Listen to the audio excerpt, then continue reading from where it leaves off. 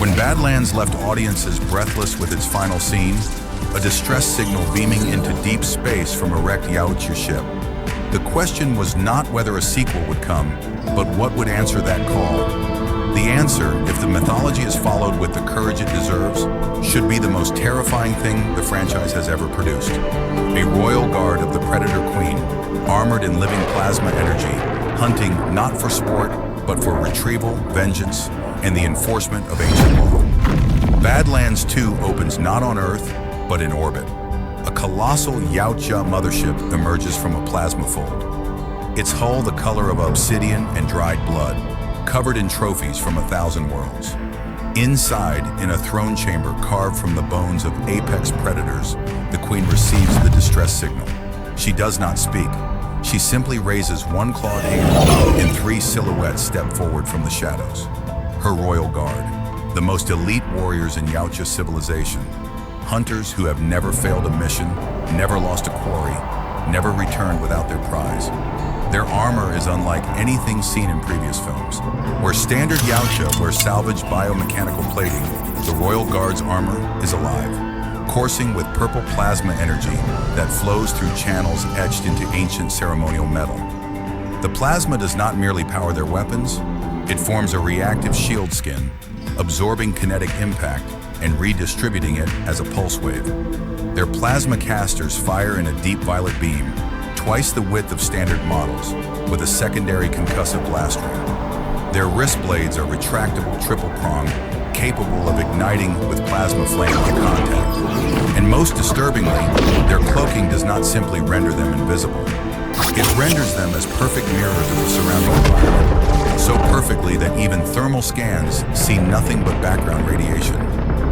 Back on Earth, the human survivor from Badlands, let us call her Maren, a geologist who had been mapping ancient cave systems when the original Predator arrived, has made a terrible mistake. In her desperation to call for rescue from the crashed vessel, she activated the wrong beacon. She does not know what is coming.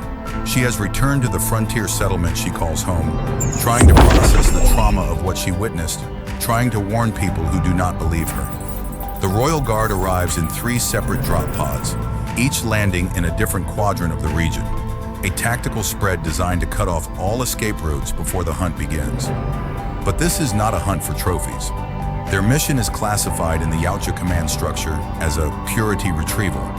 The crashed ship contains something aboard it that the Queen cannot allow to fall into human possession. A weapon, a data core, something that, if decoded by humans, would reveal the location of the Yautja homeworld. The first guard makes contact with the settlement at night, and the scene is unlike anything in the franchise's history. It does not attack.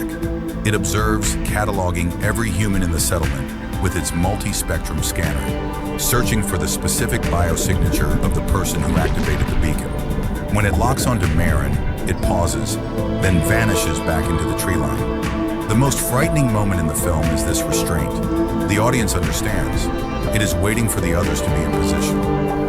What Maren discovers, through fragments of Yautja symbols she photographed inside the crashed ship, is that the Royal Guard operate under a specific ancient law.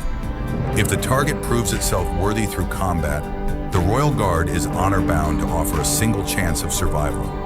A one-on-one duel with the lead guard, unarmed, using only natural tools. It is an ancient clause, almost never invoked, buried in Yautja legal code from an era when the species still respected biological intelligence over technological superiority.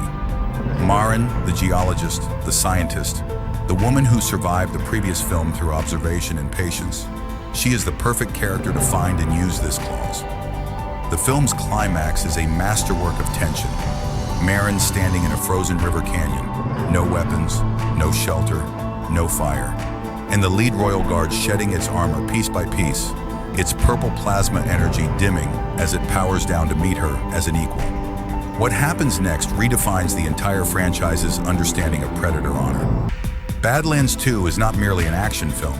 It is a film about the terrifying beauty of a civilization, with rules so ancient and so absolute that even its most fearsome warriors must bow to them. and about a human woman smart enough to know that the only way to survive a royal guard is to understand what it means to be royal.